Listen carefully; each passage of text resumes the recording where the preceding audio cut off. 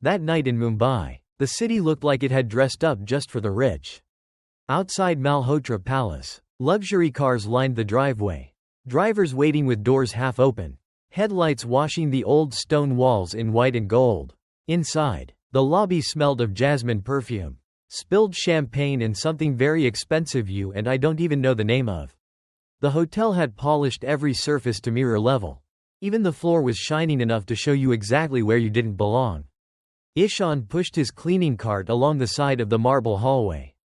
Just out of frame of every selfie. He had been doing this for 2 years now. He knew the exact distance between his cart and the red carpet. The angle where security would relax. And the spot where the photographers never pointed their cameras. In Malhotra Palace, if you wore a black vest and a name tag, you were supposed to exist like furniture, always there. Never noticed. Staff will use service elevators only. Han? And no staff in guest photos tonight. Please, the duty manager had said in the afternoon briefing, tapping the schedule with his pen like it was a law of physics. People laughed, but not in a cruel way. It was just normal. That was the worst part. Normal. Every few seconds someone would call out, Bhaiya, tissue, Bhaiya, glass, without looking at his face. No one read the little metal tag that said ISHAAN Nair.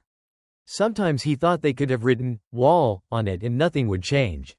Still, he did his job. Wipe the fingerprints off the glass doors. Pick up the abandoned canapé. Move like smoke along the edge of the hall. Invisibility, he had learned, keeps you safe. The gala tonight was called Future of India. Some big charity thing for education and innovation. But the future in that ballroom was mostly wearing sequins and designer sherwanis. Laughing under crystal chandeliers while the staff waited near the kitchen doors. Counting the minutes till chai break. At the far end of the lobby, just before the ballroom entrance, stood a grand piano, an old imported Yamaha. Black lacquered, its lid half closed. Most guests treated it like a prop.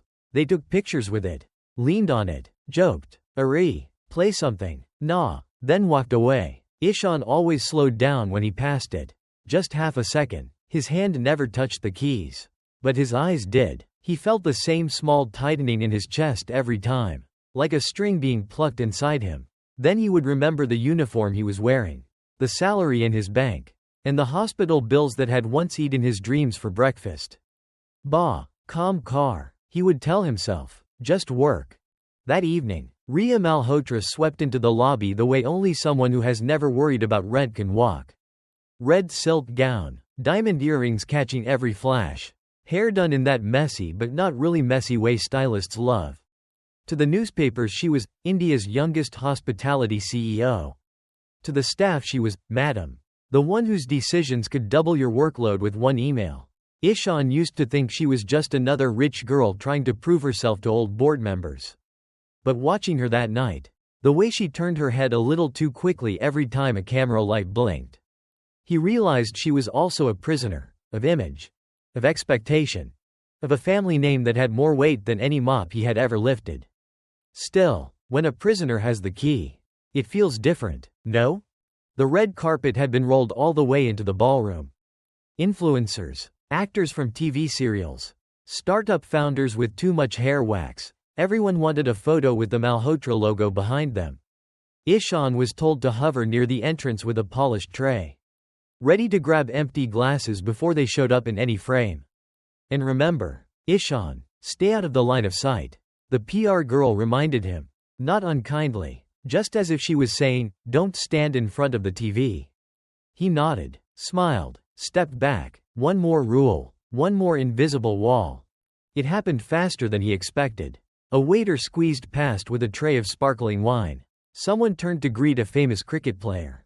A guest's elbow jerked. And a thin line of pale liquid jumped from the glass to Ria's gown. Just a splash near the waist. Nothing dramatic, but in a hall full of flashing cameras, even a small stain feels like an act of war. For half a second, the room froze, the way India freezes when the TV umpire is checking to run out. Then every phone turned toward her. The poor waiter went white, his hand shaking. Ishan instinctively stepped forward with his cloth, ready to blot the stain before it set. He didn't touch her, didn't even come close, he just moved into the same small circle of light. That was enough. Rhea spun around, eyes blazing more from embarrassment than pain. In that moment she didn't see the guest who had knocked the glass. Or the photographer who kept clicking even now. She saw the nearest person in a cheap uniform. "What are you doing here? Yar? Can't you people watch where you stand?" Her voice cut through the music. Sharp and clear. People nearby chuckled, relieved it wasn't them. The waiter tried to speak. "Ma'am." It was, but she had already picked her target. Her gaze landed on Ishan's dark blue shirt. His name tag. His cleaning cloth. When rich people are under pressure, they often shoot downwards. It's easier. Ishan felt the old heat rise in his chest. The familiar mix of shame and anger he had learned to swallow since he moved to Mumbai. 100 eyes were on them now. He could feel the security guard inch closer, ready to escort him out of the frame if things spoiled the aesthetic. He wanted to say, calmly, that it wasn't him, that he was just doing his job. But her next words pinned him to the spot. "You know what?" she said, forcing a laugh for the cameras. "If you can play that piano better than the artist I paid for tonight, I'll give you anything you want. Even a chance to marry me." The crowd erupted. Some laughed because they thought it was just a joke, some because they smelled blood. Someone whispered, "Look at his face. Poor guy." And someone else added, "Village boy. Must be happy she even spoke to him." For a second, Ishan almost did what he always did, lower his eyes. Mumble, "Sorry, ma'am," back the cart away, disappear into the side corridor and let the moment roll over his head. In this hotel, survival meant becoming smaller than the furniture.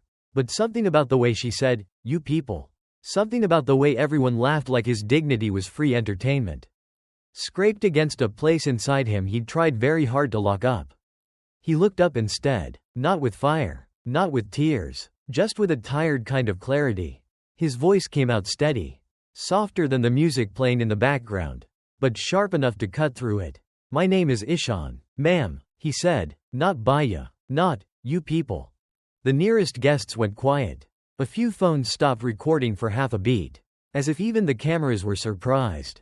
Somewhere near the bar, an older man in thick glasses, the visiting music critic no one had bothered to introduce to the staff, turned his head at the sound of that one sentence and the way it was said. He watched Ishan for a long second, longer than anyone else in that hall. Ishan didn't know it yet, but in that tiny pause, his life had already taken a turn. He used to think nights like this belonged only to the people on the red carpet.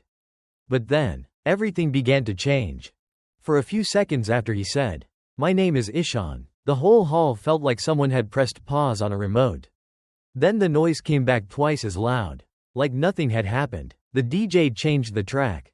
People laughed louder than before. And the PR girl clapped her hands once. "Okay, everyone, move inside. The program is starting," as if a man's dignity was just a small technical glitch they could skip.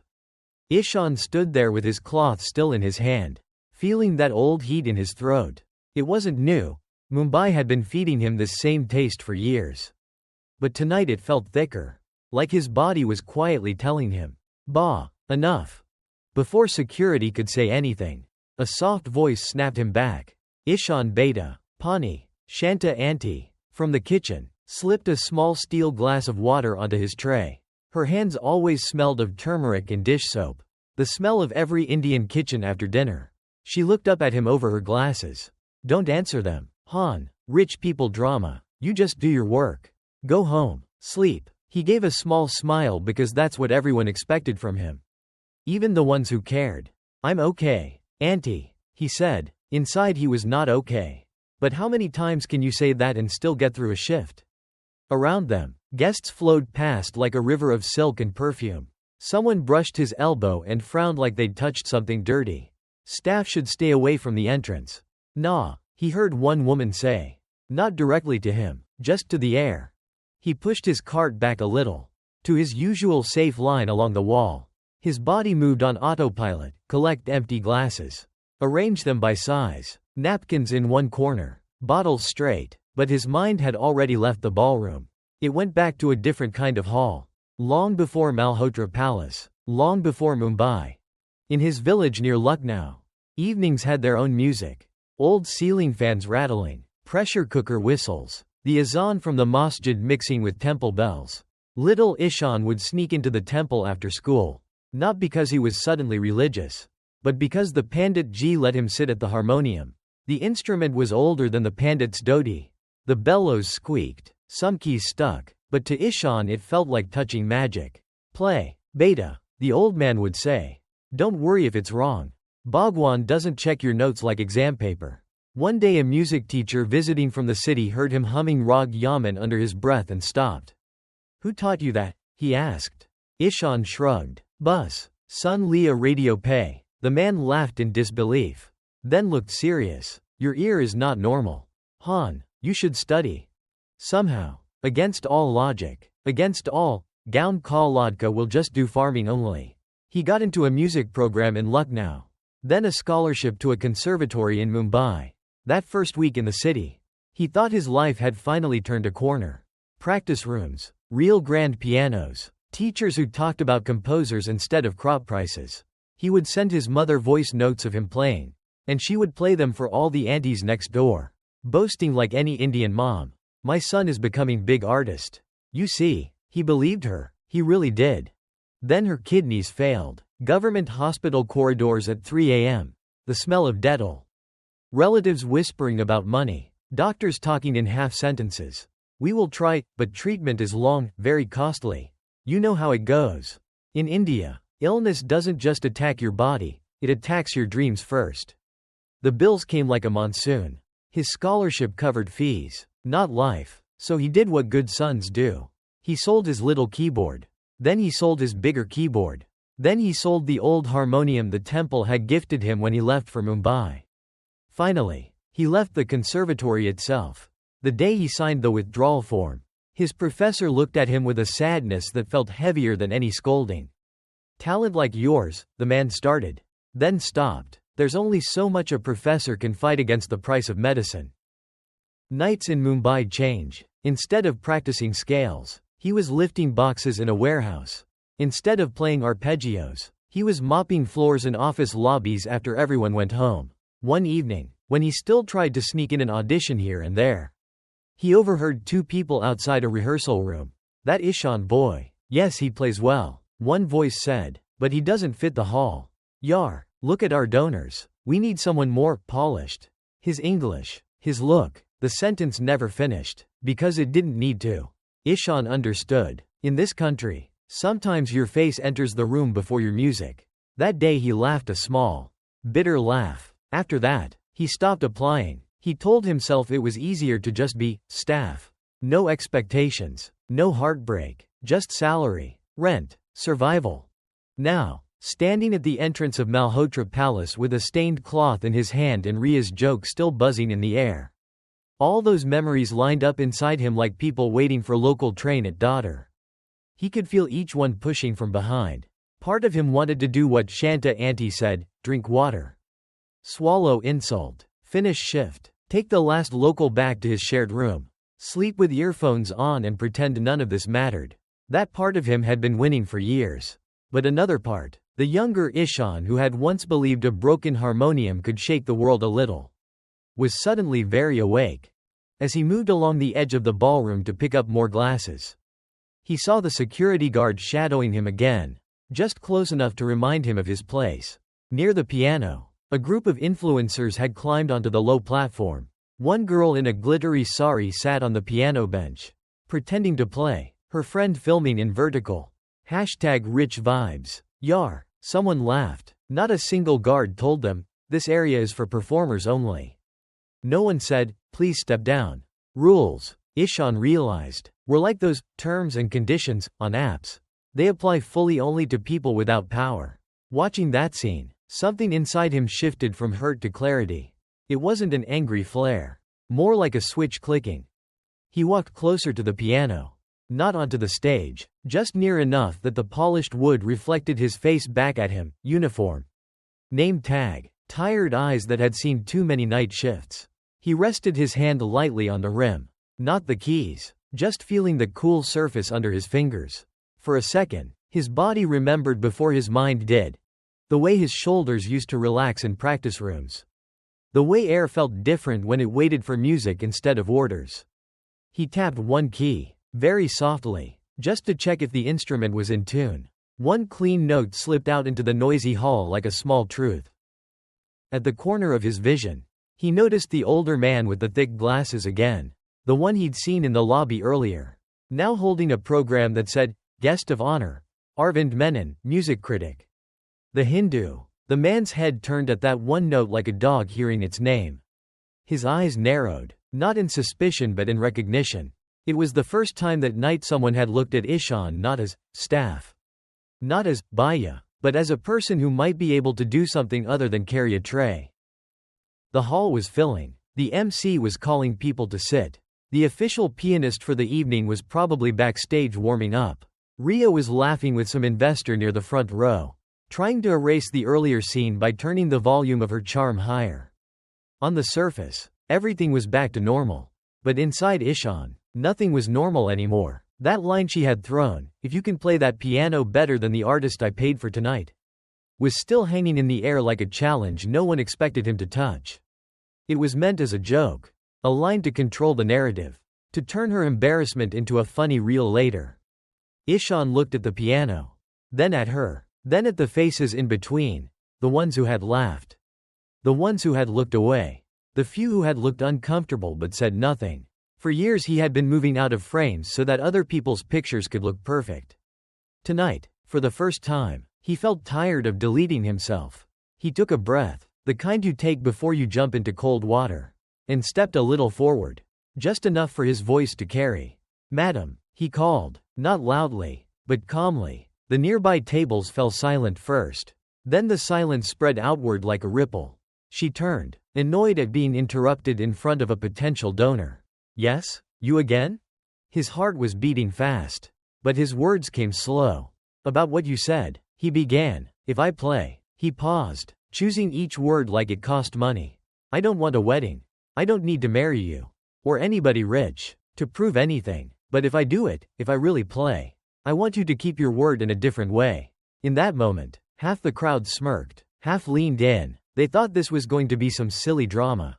Some staff boy trying to sound brave before getting thrown out. None of them knew that the real performance of the night hadn't even started yet, and it wasn't just about music. It was about finally asking this glittering room a question it had avoided for years. When you speak in public, does your word mean anything? Or is it just background noise like the music you never listen to? For a moment after Ishan spoke, nobody quite knew what to do with him. Staff were not supposed to stand in the center of the frame and negotiate terms with the CEO.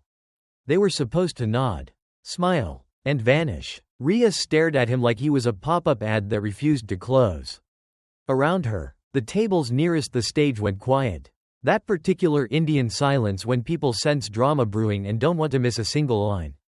"You want me to keep my word? In a different way?" she repeated, forcing a laugh, glancing at the donors at her table.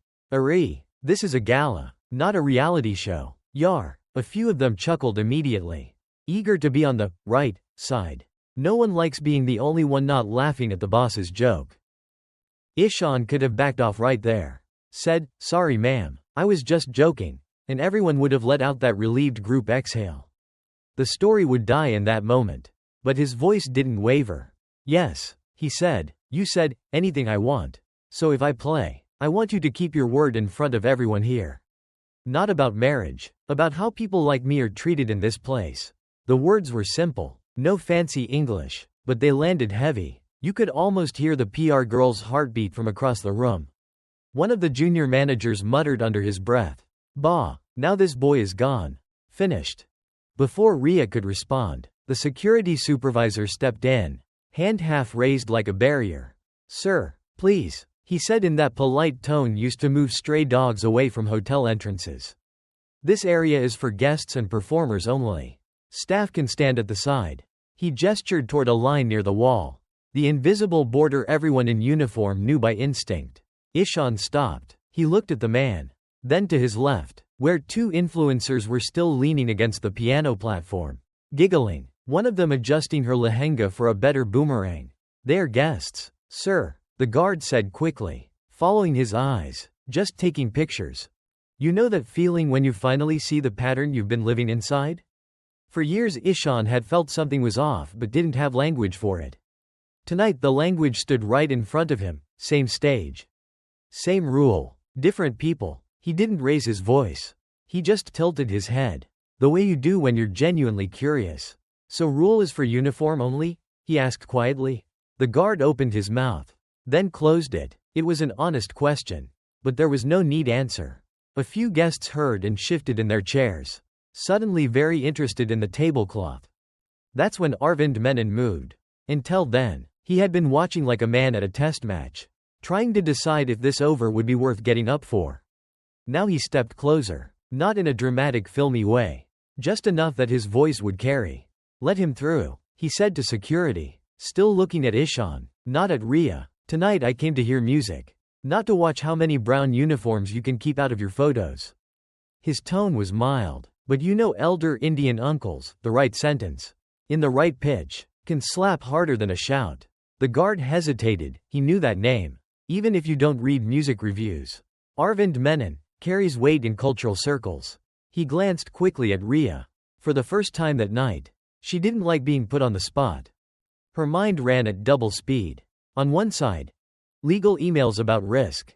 A corporate coach once telling her, never let the mic leave your control. On the other, a hall full of phones. A famous critic. A staff boy who had just publicly refused to be humiliated. She could have shut it down with one line, enough. Back to work. People would have obeyed, but something stubborn in her also loved a spectacle. Fine, she said, forcing her diamond smile back on. Let him try. India loves an underdog story. Nah? That word, underdog, sounded generous. But from her mouth it felt like bait. Turning to the room, she raised her glass. Ladies and gentlemen, our staff member Ishan wants us to keep our promises tonight. If he can play that piano better than the artist I paid for, I will give him exactly what he asks for. Deal? Laughter broke out again, louder this time, but it had a different flavor, half mockery, half hungry curiosity. Someone in the back shouted, Ari Wah, live India's Got Talent. Another called, Madam, careful, these village boys sometimes have hidden superpowers. People waved their phones in the air like they were at a concert already. Ishan didn't look at them. He felt his palms sweat. Not from stage fright exactly, but from the weight of knowing this wasn't a fun dare for him. This was his whole story being dragged into the light by someone else's joke. Security stepped aside just enough for him to pass, still flanking him like he was some kind of moving risk. As he climbed the two-step platform to the piano, he thought of all the stages he had once imagined walking onto in proper black suit, with a program bearing his name, not in hotel staff shoes that still smelled faintly of cleaning liquid. He sat on the bench, adjusted it by instinct, checked the distance of his hands from the keys. His body remembered what his life had tried to forget. The hall was buzzing, but around him a small pocket of quiet formed. This is something people who don't play don't always understand. When you are about to start, the world narrows to the exact space between your fingers and the keys. Everything else blurs. He closed his eyes for just 1 second, not in a filmy dramatic way, but to find the tempo of his own heartbeat. When he opened them, he didn't look at Ria, or Menon, or the cameras. He looked at the blank space just above the keyboard, where he had always imagined his future would sit. Then he played. The first phrase was not Western. Not exactly. He began with a simple line in Rag Yaman, the rag that had carried him through so many village evenings. The note hung a little longer than usual, like someone unwilling to leave a room where they are finally heard. Under his right hand, the melody rose and fell with a kind of conversation tone, not trying to impress, just telling a story. His left hand slid in almost casually with jazz-like chords, something he'd picked up from old YouTube videos in the hostel days. It shouldn't have worked, but it did. Rag and jazz, village and city, past and present, all shaking hands on the same keyboard. At first, people kept talking over it. A guy near the bar snickered. Okay. Background music started, but slowly his cigarette stopped halfway to his mouth. One girl who had been live streaming lowered her phone a few inches. The comments were still flying, but her thumb hovered over the End Live button. You know that moment when you realize you're capturing something too real to keep treating it like content? It was that. Even the clinking of glasses thinned out as if the room itself was trying not to interrupt. On the side, Menon leaned forward, his critic brain forgetting for a second that he was supposed to be objective. He noticed how Ishan held one note on the edge of dissonance, then brought it home softly. How his left hand never crowded the right. How he left small pockets of silence between phrases. This boy is talking to the hall, he thought, not performing for it. Rhea sat in the front row. Back straight, jaw tight. At first she told herself, okay, not bad. Staff boy knows a few filmy tunes. This will be a cute clip for social media. See how we love our staff, kind of thing. But as the rag slipped almost invisibly into a familiar jazz standard and then into a clean classical progression, her brain struggled to keep up. It was like ordering a simple chai and getting a full thali you hadn't prepared for. Her default setting was to calculate, can I spin this? Is this risky? Is this good for brand? But for a few lines, her mind just stopped. She had grown up with piano lessons too. The fancy kind, from a strict Goan teacher who rapped her knuckles when she played lazy. Somewhere in there, she knew enough to understand, this was not YouTube learned show-off stuff. This was work, years of it, the kind she had casually turned into a punchline 10 minutes ago. Without announcement, Ishan shifted gears. The rag faded into a crisp classical sonata passage. His fingers moved in patterns he hadn't touched since conservatory days, broken chords. Cross rhythms, left and right hand arguing and agreeing at the same time. On repeated notes he used wrist instead of arm, letting speed come without banging. The pedal went down just enough to warm the sound, lifted before it could turn muddy. These are small details, but anyone who has ever sat through a child's piano recital could feel the difference. This was not a hotel lobby player entertaining brunch. This was someone who knew exactly what he wanted each note to say. By the time he reached the development section, the room had changed. The laughter at the back had thinned into a quiet that felt almost uncomfortable. Like the first time you hear your parent apologize. People realized they were no longer watching a joke, they were watching themselves being exposed.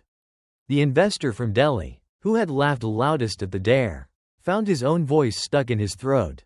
A young intern from the PR team, standing near the curtain, felt tears sting her eyes for reasons she couldn't have explained in a report.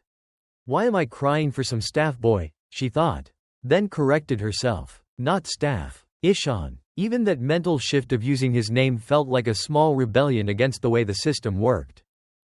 When the last chord of the sonata resolved, Ishan didn't slam the ending. He let it land like a period at the end of a long overdue sentence. The sound died slowly into a silence that this time nobody rushed to fill.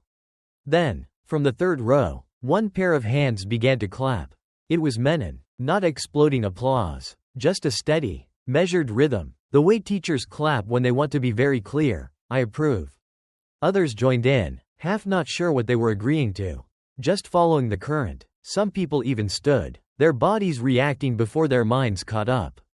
Before the noise could drown everything, a thin, older voice rose from near the aisle.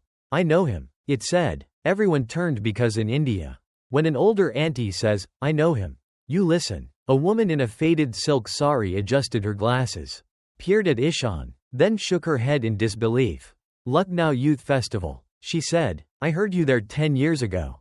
They wrote about you in the papers. New piano sensation from Uttar Pradesh, no? Her husband pulled out his phone and, after a few frantic taps, held up an old photo, a much younger Ishan in a black suit. Bowing before a full hall. No uniform, no cleaning cloth. The faces around the screen went from curiosity to shock to shame. Somebody whispered, what is his full name? The auntie answered clearly, like she was correcting an exam paper. Ishan Nair. Within seconds, people were typing it into Twitter, Instagram, Google, old reviews, a couple of grainy YouTube clips from his conservatory days. An article about a promising student who had taken a break for family reasons popped up. Hashtags started forming almost on their own. Hashtag Ishan Nair. Hashtag from janitor to maestro. Hashtag keep your word. Ria's phone buzzed with notification after notification. But for the first time in her life she didn't dare look down. Her chest felt tight, not from the cameras, not from fear of bad press, but from the sudden, horrible awareness that she had just used a broken man's buried talent as a party game. The marriage line, which had sounded so clever in her own head earlier, now echoed in her ears like something dirty. She could feel eyes on her now. Not in admiration, but in judgment. What will Madam say now? When the applause finally settled into a low murmur, Ishan stood up from the bench. He didn't bow like a trained performer. He just turned to face the hall, then looked straight at Rhea. His voice was calm, almost tired. You asked for a show. And I played, he said, not to entertain you, but to remind myself I still exist. He took a breath. I don't want your hand in marriage. Madam, I am not auditioning to be anyone's trophy husband. A few people laughed nervously at that. But he didn't smile. What I want, he continued, is for your words to mean something. In this hotel, in this company, in this future of India, you are selling tonight. You said you will give me anything I want if I play better than a professional. Fine, tonight, in front of all these people. Keep your word by changing how you treat the people who serve you. For a second, nobody breathed. Even the DJ forgot to play the next track. Somewhere near the back, a drunk guest shouted, "Marry him, Yar," trying to drag the mood back into easy comedy. Another yelled, "At least give him 1 crore, like it was a cricket stadium." But the energy was different now. Many in the room weren't laughing. They were watching Rhea, waiting to see if the daughter of the Malhotras was just a brand or an actual human being. Her jaw clenched. She could already imagine the morning headlines. Investor messages, legal calls. Part of her wanted to say something slick. Something that would turn this moment into another clever PR story. But another quieter part, the one that remembered her own music lessons and the times she had been told, "Don't cry. Just be strong, never say sorry," was suddenly tired. She swallowed once, looked at Ishan, looked at Menon, looked at the staff lined up at the edges of the hall, Shanta with her hands clasped. Aman the waiter standing a little taller. The security guard staring at his shoes. Somewhere between all those eyes, she realized this wasn't only about one janitor with a hidden talent. This was about what her family name actually meant when the lights were not on. The mic was still in her hand. All she had to do was lift it and choose which version of herself to be. The room leaned forward, the way a city leans forward when the final ball of a match is bowled. Nobody knew yet if this night would end as just another viral clip, or as the moment something truly uncomfortable and necessary began. When Rhea finally raised the mic, her hand was steady but her stomach wasn't. On the outside she still looked like Madame Malhotra, red gown, diamonds, the whole package. Inside she felt like a schoolgirl who'd just been caught copying in front of the whole class. Her phone in her clutch wouldn't stop buzzing. WhatsApp from her father. Board members, legal, even her college friends in Delhi. "Bro, you're trending on Twitter. What did you do?" On the big screen at the back of the hall, some genius from tech had muted the feed. But even from where she stood she could see her own face frozen in an unflattering frame from 10 minutes ago. Mouth open, eyes mid-roll. Above it, a live ticker of comments scrolled by faster than any stock price. Hashtag Ishan Nair. Hashtag Future of India or just PR. Hashtag Keep Your Word. The room waited for her like a jury. Old training kicked in first. Smooth the dress. Lift the chin. Smile. Control the narrative. "Ladies and gentlemen," she began, voice on autopilot, "we have just witnessed something unexpected." A few in the crowd laughed weakly. She could hear her father's voice in her head. The same line he'd said at every family fight. Every boardroom storm. "Malhotras don't bend. Beta, we buy time and we buy solutions." She almost did that now. There was a safe script in her mind. Praise Ishan's inspiring talent. Announce a one-time bonus. Turn it into a nice little human interest story. The internet loves a makeover moment, right? But when she glanced sideways at the edge of the hall, at Shanta Auntie's wrinkled hands knotted together, at Aman standing half behind a pillar as if afraid to be seen on the wrong side of the invisible line, something in her refused to go full PR mode. For once, her own slickness made her feel a little sick. She lowered the mic a fraction. "We'll take a short break," she said instead, surprising even herself. "Please enjoy some refreshments. We need 5 minutes." Her voice cracked just slightly on that last word. People murmured, in India, when a powerful person admits they need anything. It's like hearing thunder in winter. Before anyone could spin it, she turned to Ishan. "Come," she said quietly. "Not, come, boy, not, come, staff, just, come." Menon followed them toward a side door. but stopped at the threshold. "I'll be here," he said, almost like a witness in a courtroom. "You two talk." The small conference room behind the ballroom still smelled of last month's paint. A framed photo of her grandfather shaking hands with some minister hung slightly crooked above a glass table. A tiny Ganesh idol sat in one corner, half hidden behind a stack of HR files. Rhea shut the door, leaned against it for a second and exhaled. Her phone lit up again. One message from legal. "Do not admit discrimination. Emphasize misunderstanding. Offer monetary compensation. No structural commitments. Call me." Another from her father. "This janitor nonsense must stop immediately. Do not show weakness on camera." She put the phone face down. For the first time in a long time. She didn't want to be anyone's puppet, not her father's.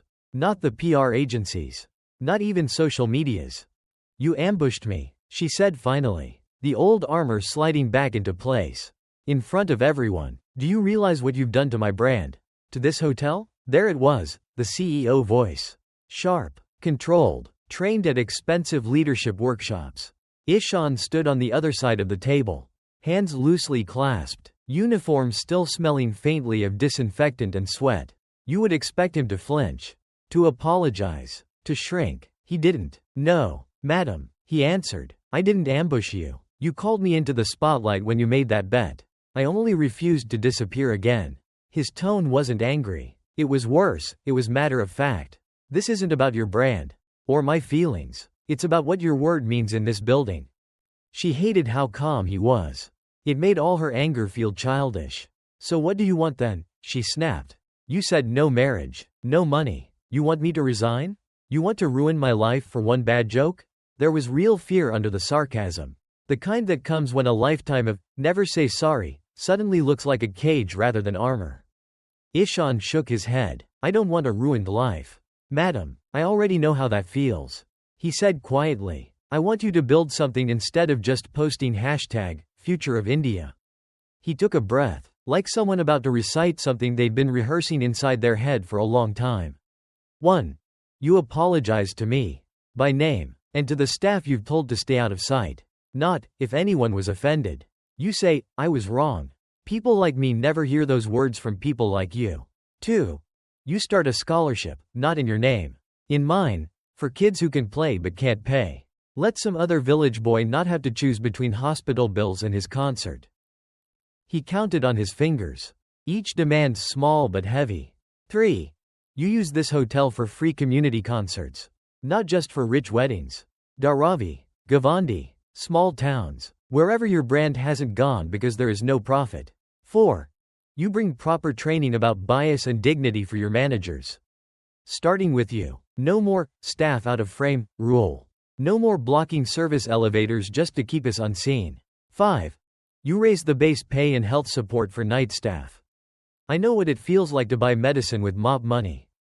And 6. He paused, and for a second she thought he would finally ask for himself. 6. You let me sit in the room as an advisor when you talk about culture. Not HR poster culture. Real, everyday. How we treat people when the camera is off, culture. You don't have to listen to me, but you have to hear me. Rhea stared at him like he'd started speaking Sanskrit. Part of her wanted to laugh. You think I can just change wages like that? Start programs in one night? This is not some Bollywood film. Yar. But another part, the exhausted, human part that had been buried under years of KPIs and board meetings, heard in his list something she hadn't expected. He wasn't trying to take her throne. He was trying to make her throne mean something. That was somehow more frightening than any demand for money. Money you can sign and forget. This would tie her name to promises people could measure. Her fingers found the edge of the table, pressing into the glass until it hurt. If I do this, she asked slowly, it will look like I'm admitting that my hotel is broken. That I am biased. That we have been wrong for a long time. You know how quickly people jump on that? Twitter, TV channels, my own board. Ishan didn't flinch. If your hotel is not broken, why is a boy from Lucknow playing world-class piano in a janitor's uniform? He asked. If there is no bias, why was I stopped from the stage but Instagram queens allowed? Madam, people already know. Tonight just put a spotlight. They held each other's gaze for a long moment. Behind Rhea's eyes, you could almost see two versions of her wrestling. The The one her father had raised, sharp, proud, allergic to public weakness, and the one who had once sat on a piano bench at 14. Hands trembling, when her own teacher had made her play again and again until she got it right. Then told her softly, "The day you think you're above mistake is the day your music dies." She hadn't thought about that line in years. It came back now, uninvited. The knock on the door made them both jump. "Madam?" It was the PR head. Voice tight. "Media is here. NDTV. Local channels. Even that noisy shouting one. They want a statement. Social is exploding. We have to say something before they make up their own story." Ria picked up her phone. A fresh email from legal blinked at the top. Suggested statement. "We regret if any feelings were hurt. We value all employees. We will look into the matter internally." She stared at the word, if, like it was a piece of bad meat. For the first time, she felt actual disgust at the language she'd been trained to use. She turned back to Ishan. "If I agree," she said, voice quieter now, "I will say it in my own words. No legal polishing. And you will stand there. You won't rescue me if I choke." He nodded. "I don't want to rescue you." He replied, "I want to stand there so you can't pretend later that you never said it." There was no malice in it. Just a strange, stubborn kind of honesty. When they walked back into the hall, the noise hit them like Mumbai traffic at peak hour. Cameras swung towards them. Lights flared. Someone in the back shouted, "Madam, what is your response?" Menon stepped to the side. His presence like a stamp on an envelope. Ria went to the mic. Heart pounding like a dole at a barat. Only this time she didn't dance around it. "My name is Ria Malhotra," she said, "and tonight, I was wrong. No, if. No, but. Just that." The room went so quiet you could hear the ice melting in glasses. "I disrespected an employee of my own hotel. In front of all of you. And turned his life into a joke. I didn't use his name. I treated him as decoration. That is not drama. That is wrong. I apologize to you, Ishan. And to every staff member who has ever been told to stay out of the picture." You could feel the shock ripple through the crowd. In this country, CEOs don't say, "I was wrong," on mic. They blame miscommunication or policy gaps. Menon's face softened a fraction. Shanta wiped the corner of her eye with the end of her dupatta. The security supervisor suddenly felt very aware of his own hands. Ria continued, "And now the CEO in her came back, but standing on a different ground. Keeping my word does not mean marrying anyone. Marriage is not a prize for performance," she said, glancing briefly at the cameras. "It means using the power I have to fix what I can. So here is what we are doing, and you can write it down and ask me about it 6 months from now." Then she laid it out. One by one, just like he had in the small room. The Ishan Nair Fellowship for students from low-income families who want to study music seriously. The Keys for Dignity community concerts in Dharavi and smaller towns.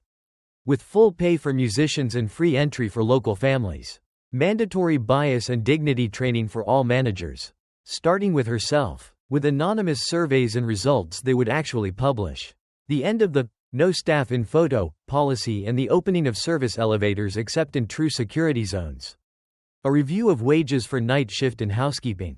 With a commitment to meet city living wage standards within the next quarter. Monthly listening circles where frontline staff could speak directly to senior leadership without fear of losing their jobs for saying something uncomfortable. As she spoke, you could see two kinds of reactions in the room. Some nods, some honest, some calculating. "Okay, good move. Brand will survive." And some frowns, especially from the older business uncles. "Pagal ho gayi kya? Why is she creating trouble for herself?" But at the edges, in the doorway where the kitchen staff peeped in. In the corner where housekeeping had paused midway through their shift, there was a different energy. Not wild celebration, not yet, more like cautious breathing, like people who have been holding in their lungs for years and just tested if the air outside is safe. When she finished, Ria turned to Ishan. "Will that satisfy you?" she almost asked. Then caught herself. It wasn't his job to bless her. Still, he leaned slightly toward the mic.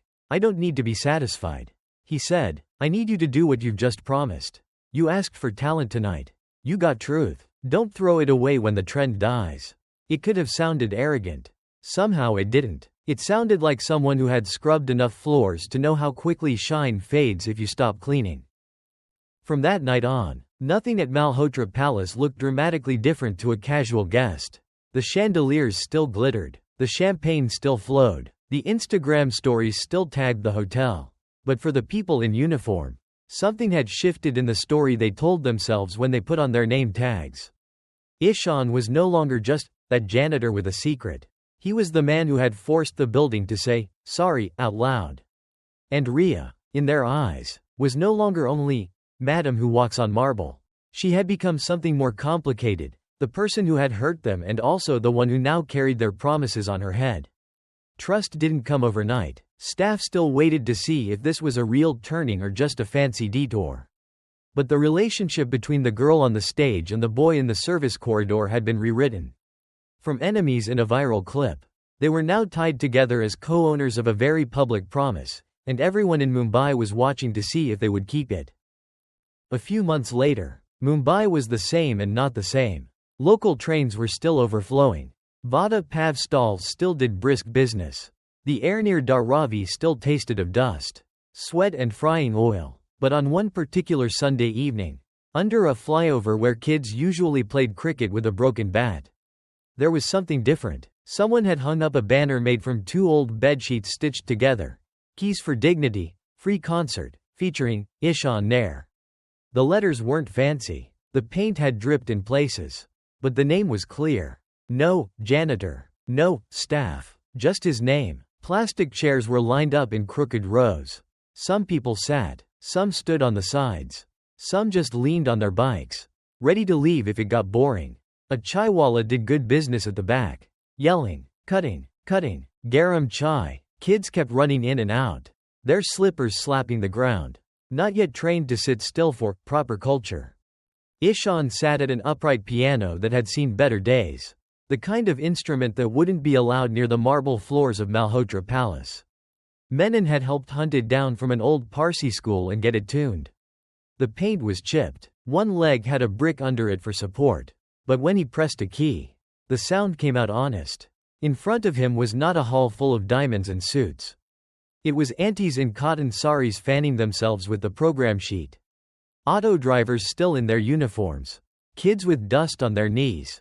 A group of nurses on evening break. One or two influencers who had come for content, but now weren't sure if filming felt right. On the side, you could see a few familiar hotel uniforms. Aman had taken the early shift off to come. Shanta auntie sat in the front row, chin lifted like a proud mother. And near the third row, in a simple salwar kameez and flat sandals, sat Ria. No gown, no heels, no red carpet. She had left her phone face down in her bag. For once, there was no PR team telling her where to stand. She had taken a shared cab and walked the last 50 meters because the car couldn't fit in the lane. When a little girl bumped into her, almost spilling fruity on her sleeve, her first instinct was the old one: watch the stain. Watch the image. Then she remembered another stain. Another night. It's okay, beta, she said, smiling for real, not for cameras. Before playing, Ishan looked around at all of them and then at the banner with his name. I used to think my life with music ended in an air-conditioned hall far from here.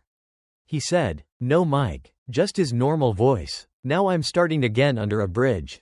Honestly, this feels more correct. People chuckled softly. He continued, people ask me, do you regret leaving the conservatory? Do you regret wasting your talent pushing a mop? I used to. A lot. But then I realized something. If I hadn't gone through all that, I would never have understood what it means to be pushed out of the frame. To clean other people's stories while hiding your own. And maybe I'd never have brought this piano here. To you. He looked straight at one boy standing in the back. 11 or 12, holding a plastic cricket bat. Maybe you're the one who will sit here next. He said, why not? Then he played. Not the big dramatic sonata from the hotel. Not some Western showpiece to impress anyone. He played a simple melody he'd written himself. Something that sounded a little like a lullaby. A little like a train leaving and coming back. The left hand kept time like night shift footsteps in a hotel corridor. Steady and unglamorous. The right hand traced 4 notes up, 1 down, then back home again, like the way we hesitate and then finally decide. Midway he slipped in 2 bars of Rag Yaman, just enough for any old villager with an ear to recognize, and then turned it into something quietly hopeful. Ria listened with her palms open on her knees. For the first time in years she wasn't calculating ROI in the back of her mind. She was thinking of all the staff meetings in the basement break room where she now sat on a plastic chair while employees told her, sometimes angrily, sometimes shyly, what life on minimum wage really felt like. It was not comfortable, but it felt clean. Back at the hotel, some things had actually changed. The little "staff not allowed in photos" sign that used to hang near the lobby had been taken down. The 2 screw holes were still there. Like a small scar, a reminder. Pay slips for housekeeping had new numbers printed on them. There was a notice on the board about the first batch of Ishan Nair fellows heading to music classes in different parts of the city. And on Monday mornings, if you walked past the B1 break room, you would see something rare in corporate India. The CEO sitting with a notebook while a security guard explained why he hated being told, just do your job and don't think so much. Of course, not everyone suddenly became a saint. Some guests still snapped their fingers at waiters. Some managers still slipped and called people, you there, instead of by name. On social media, half the comments still said, PR stunt, under every post about the scholarship. Real life is like that, only messy, mixed, never fully one thing. But now there was an agreed line in the sand. There were timelines on paper, amounts in budget, names on scholarship forms. There were also dozens of small, quiet moments no camera caught. Ria taking the service elevator with staff one evening just to see how it felt when the doors closed. Ishan covering for a colleague's shift even though he could have said, I'm an artist now, a new trainee correcting an older supervisor. Sir, his name is not boy. It's VJ. In the end, Ishan's story was not about a poor boy marrying a rich CEO. It was about something much harder and more grown up, making powerful people keep their word. And making invisible people believe they deserve that. It was about the courage to say, my name is Ishan, in a room that prefers you to be Bhaiya, and the courage to reply, I was wrong, when you've been taught your whole life never to admit that. Maybe as you're listening, you're remembering your own place, office, factory, kitchen, even your own home, where someone is kept out of the picture so the frame looks neat. Maybe you remember a time when you laughed along while someone else was made small, just to keep the night smooth. The next time that happens, you can do what everyone always does, look away, scroll, move on, or you can do what Ishan did in that hotel lobby, take one small step forward. Say one uncomfortable true sentence, and refuse to disappear. Dignity doesn't need a suit or a title. It just needs that one moment when you decide your name and your word actually matter. At its heart, Ishan's story is not really about a hotel, a piano, or even a viral scandal. It is about what happens when ordinary people decide that their name and their word actually matter. Many of us in India grow up hearing, chup raho, log kya kahenge, and we learn to swallow insults at work, injustice in the family, and the quiet cruelty of being treated as if we are invisible. In Malhotra Palace, Ishan's life could have remained that way forever, a gifted man hiding behind a mop so that other people's stories could shine. But the moment he said, my name is Ishan, and refused to play along with humiliation, the whole room was forced to see itself clearly. On the other side, when Ria finally said, I was wrong, and chose reform instead of PR, she proved another hard truth. Power can be used to crush or to correct. True gold fears no fire. If our dignity is real, it will survive the heat of uncomfortable conversations. And, you reap what you sow. The culture we tolerate in our offices, homes, and friendships is the same culture our children will inherit. This story invites us, especially as adults and elders, not to feel guilty, but to quietly ask, where do I stay silent when someone is made small? Whom do I still call Bhaiya instead of by their name? And where do I need to say, I was wrong, so that respect can grow again? If this touched something in you, share your thoughts in the comments. Tell us if you've ever felt invisible, or seen someone stand up with quiet courage like Ishan. If the lesson feels meaningful, please like this video to support the channel, and subscribe so you don't miss more stories that are dramatic but also deeply human. May you find, after all the noise and pressure of life, a little corner of peace and self-respect in your own heart, and the courage to offer that same dignity to others.